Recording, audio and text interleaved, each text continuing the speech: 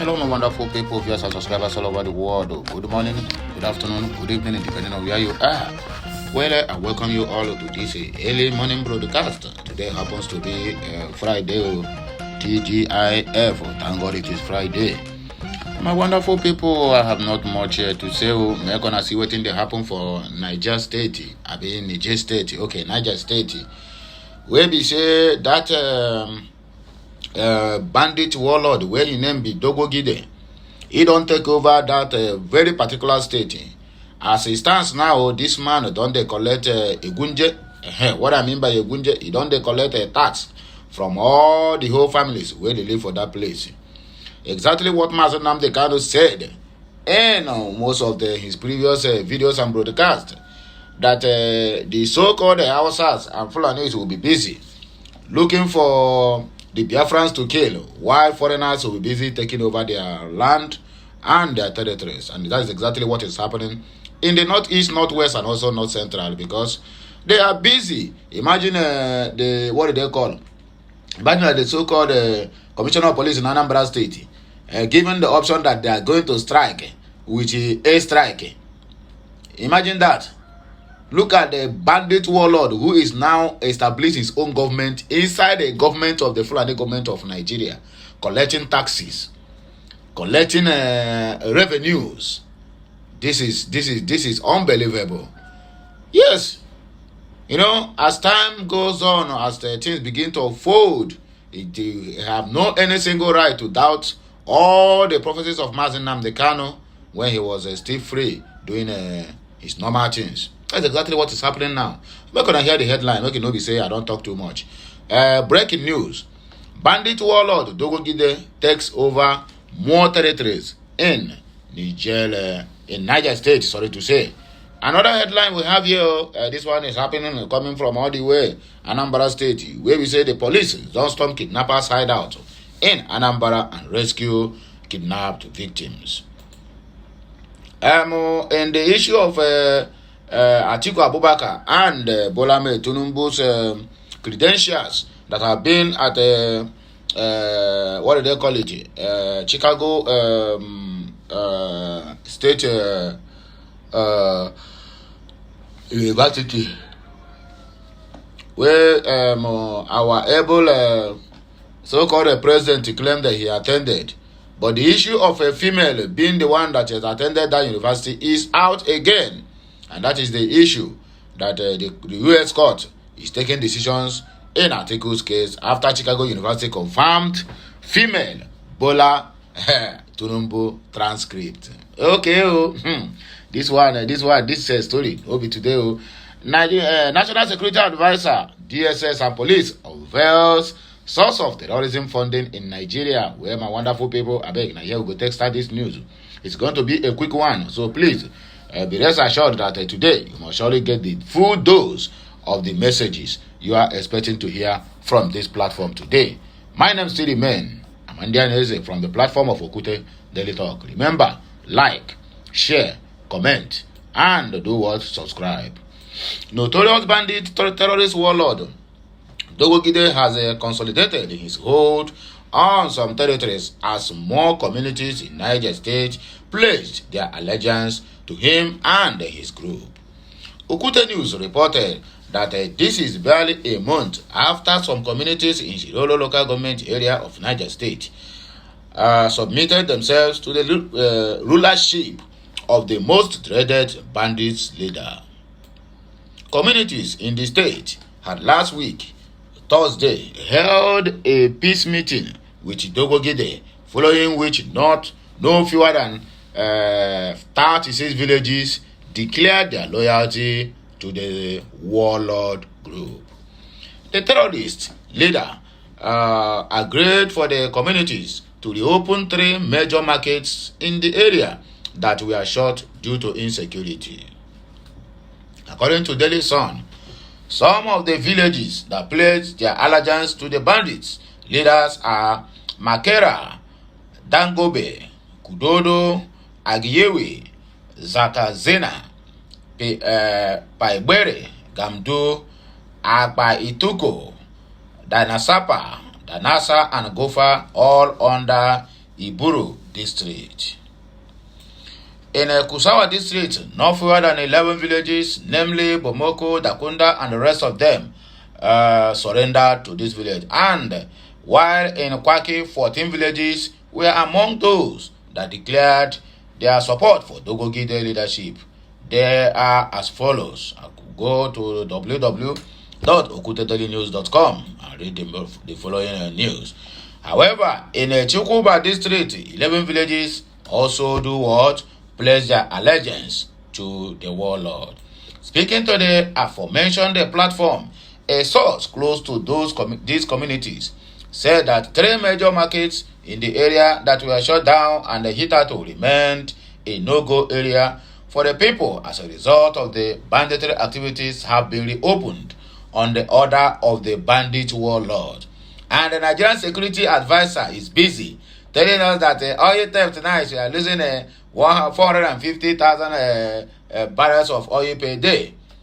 And the main security challenges we are having in Niger Plateau and southern Kaduna, plus other Zamfara states, Borno, and the rest of them, they are not doing anything about it. The only thing that the so-called president is doing is flying from left, right, and center, without any concrete arrangement or any concrete business deal have brought to Nigeria, all on newspapers, all on a wash.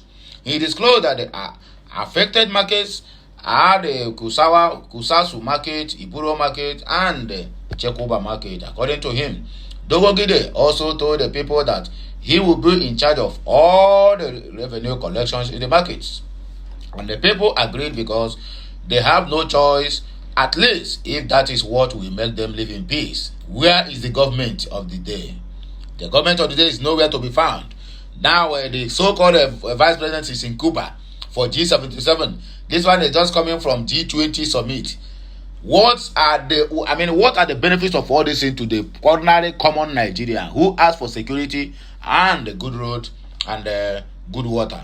He also asked all the communities that fled from their homes as a result of the incessant attacks in the areas to return back. He promised them that nobody will attack them henceforth after they agreed with his terms. Recall that barely 1 month ago, about 8 communities in the area surrendered themselves to the leadership of the bandit warlord and pledged their loyalty and allegiance to the terrorist group. In another development, police don't rescue kidnappers where they kidnapped in Anambra State. One person was reportedly rescued when men of the Nigerian police force stormed a hideout of the kidnappers in Anambra State on Wednesday, September 13, 2023.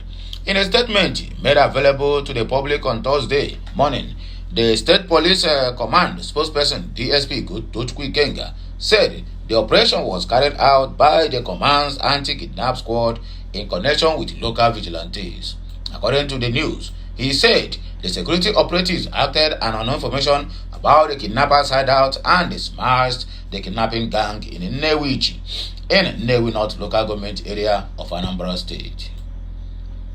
Ikenga noted that a kidnapped victim found in the hideout was rescued and conveyed to a hospital at Nnewi for treatment. One of the suspected kidnappers was arrested. Operatives recovered 1 pump-action gun and 2 locally made fabricated hand grenades at the hideout, Ikenga noted.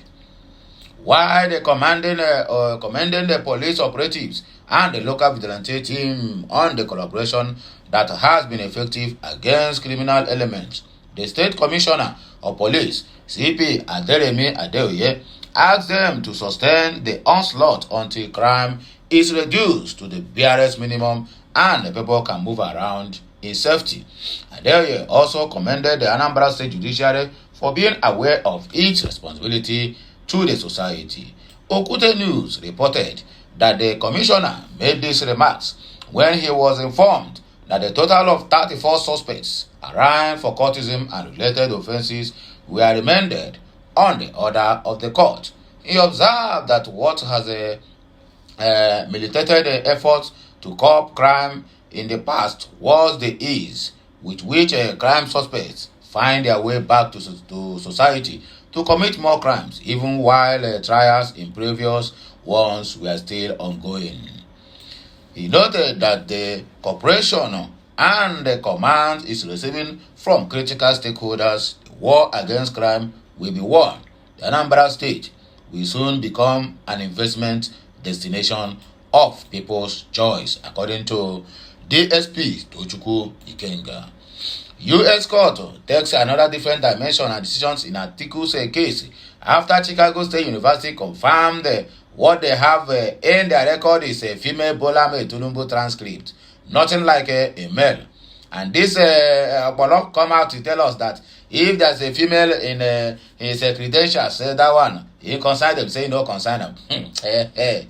Only one person, controversies in all the angles before the election, after the election, even continue after sworn in, is still controversy. This life no balance, you. The judge of the United States District Court for the Northern District, Jeffrey Gleibert, presiding over a subpoena the application for Nigeria's so-called President Bola Tinubu records, has reserved judgment after learning that the politician's college transcript, which he used to gain admission into Chicago State University in 1977, indicated it belonged to a female. The judge, according to the People's Gazette, had earlier scheduled September 12 to rule on the matter, but said they needed additional time to digest his decision after learning that there was a transcript bearing Bola Tinubu released by Chicago State University under a separate court subpoena that carried the owner's gender as female. Trying to demonstrate the frivolity of the case, Tinubu's lawyers Christopher Kamikel raised the female issue, dismissing it as a fishing expedition based entirely on a conspiracy theory being peddled in Nigeria by Tinubu's political detractors. It is like Donald Trump coming in 2010 to claim that Barack Obama was not or never born in the United States, Kamikel said. But the lawyer to plaintiff Atiku Abubakar, Alexandra de Gramont, quickly informed the court that the possibility of Bola Tinubu, who attended Chicago State University in the same 1970s, being a woman, was first revealed in records produced by the school itself. But that school is not helping matters at all. They don't chop the forbidden fruit. The school had in the mid-2022 submitted Tinubu's records in its possession while complying with a state court subpoena. The records handed over to Nigerian civil rights lawyer Mike Enahoro Eba showed that Bola Tinubu was admitted into Chicago State University in the 1977 based on a transcript from the Southwest College, Chicago, that was marked as belonging to a female. Judge Gleibert became confused after Chicago State University lawyer Michael Hayes confirmed that the school had indeed turned in records to Enahoro Eba in 2012, but insisted that the school had indeed insisted that the Nigerian President Tinubu was the one who attended and graduated from the school. Hayes, however, said he could not explain the contradictions, and the school's administration would not be able to state under oath that the certificate Tinubu had been parading was genuine or otherwise. In the diploma authentic or is it a forgery?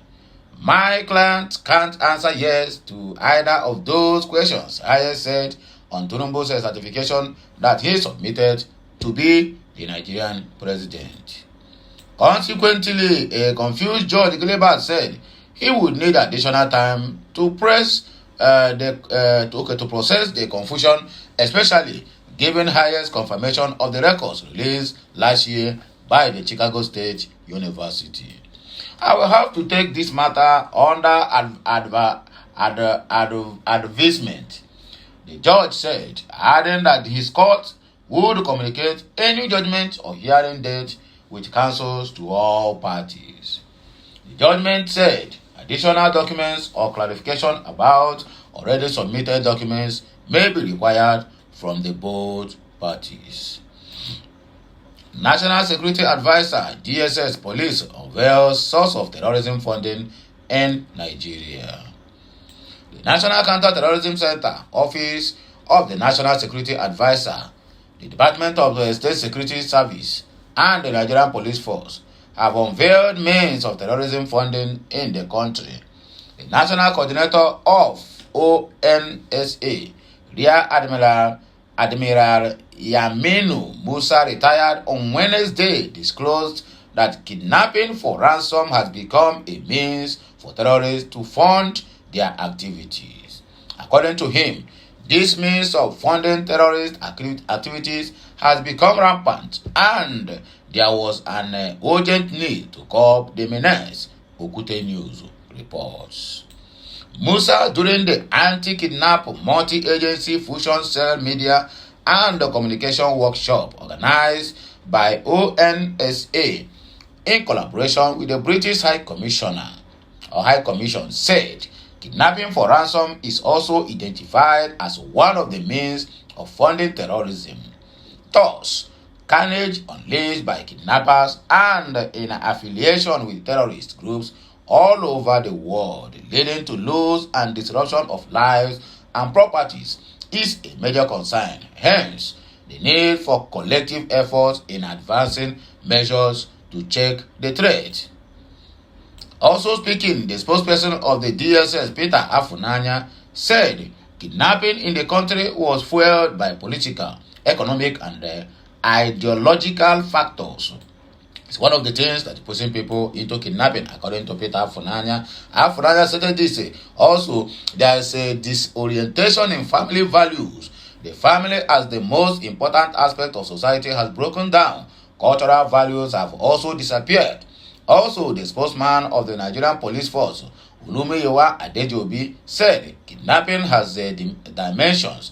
A dimension came, it was kidnapping for ransom. Another came, the victims were kidnapped, ransom negotiated, and then the victims were also killed. Then there is a dimension whereby a victim is kidnapped, his abductors collect ransom, then go ahead to kill the victim and still negotiate before the corpse is released. What an irony of kidnappers in Nigeria. We need to break the conspiracy of silence.